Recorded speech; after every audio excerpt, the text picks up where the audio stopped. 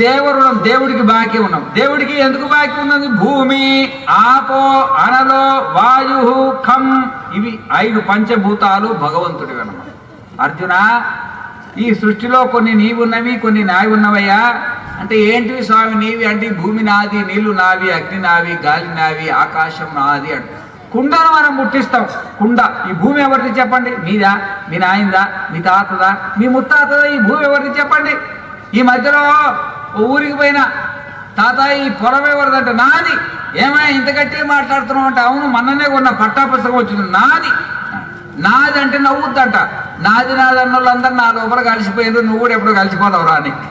కాలే కారే రాజులు రాజ్యవల్ గలగవే గర్వోన్నతిన్ బందరే వారేరి సిరి మూట కట్టుకొని పోవంగా జాలిరే. పెద్ద పెద్ద రాజులే, ఒక ఆయన ధర్మరాజు నాది నాది ఆయన చచ్చిపోయిండు.